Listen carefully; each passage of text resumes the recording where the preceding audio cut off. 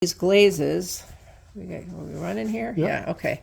So right now I am glazing these pieces that were bisque fired from my first studio visit with Mr. David Austin, abstract artist extraordinaire in Duluth, Minnesota, davidaustingallery.com. And so now I'm putting, he says I need 3 layers of this stuff. So this, even though it looks very berry-like, actually comes out, as I said before, like this. Yeah, can you get that, Keith? Yep. That orange color, that rusty color, which is what I wanted. And then, now I can put the other stuff on top, right, of this? Yes. Okay, so I just do this.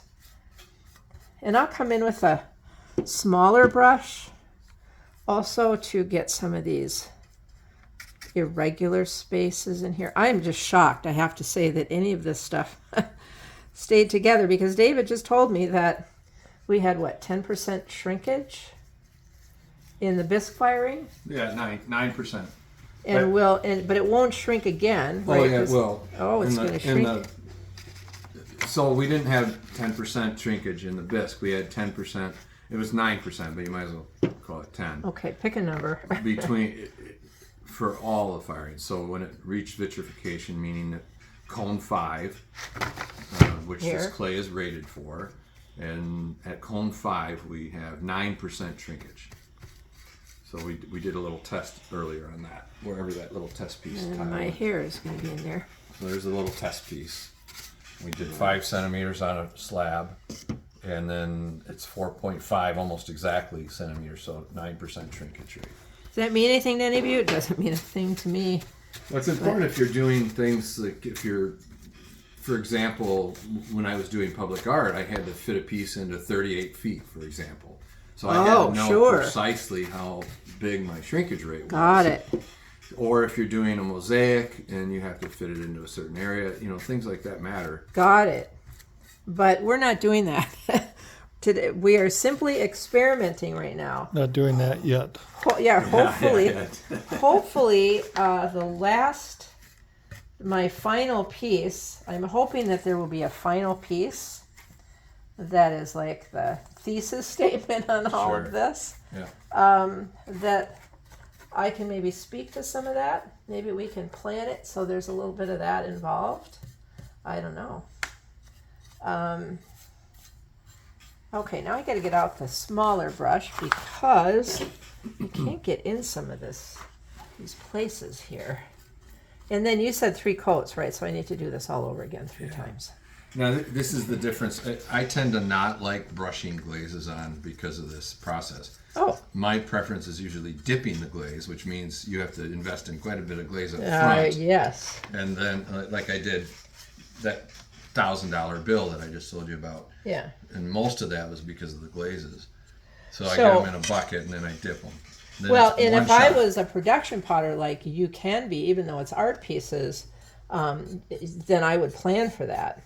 Well, even if you did a lot of these in a particular glaze or color, right, then you would want to have a vat of some sort. Correct. And even though I love these colors, I have to say, my plan is also to do other colors other ways.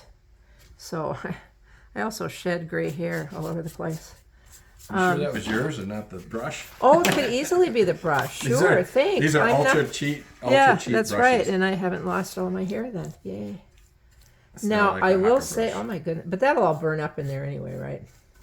Depends on what it is. Yeah, maybe. Or melt We'll find on out. there. It could affect it. Is These that aren't actually going your in the hair? Museum of Modern Art. I'll tell you that. Oh, that is the That's the brush. nylon, The brush, nylon yeah. bristle. Okay. The surface is kind of rough, and so it's just grabbing that brush, Right. pulling the hair out. Right.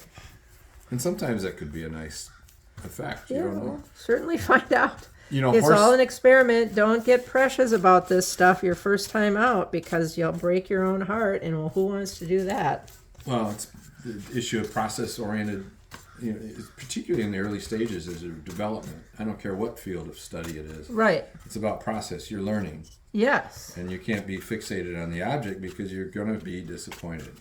Well, that's right. I mean, you could be surprised We all have had those happy accidents, but this might not be one of them. We don't know. So before I start with the black on here, the charcoal, I want to slide over here and paint this one up. So you're using the same yeah, color? just as the base. Because these two, that's how I planned them. And this is an Amico glaze, and they call it their Shino. Yeah, explain their what Shino that all series. means. Well, it's not Shino glaze is a different thing than what they're talking about here, in my opinion. But okay. So I'm not even going to go into it. But Okay. Shino's a very traditional glaze from the East, far East. So I went to, was it Continental Clay in Minneapolis. I do love Continental clay. Yeah, there you go. And asked for help because I had no idea what to get.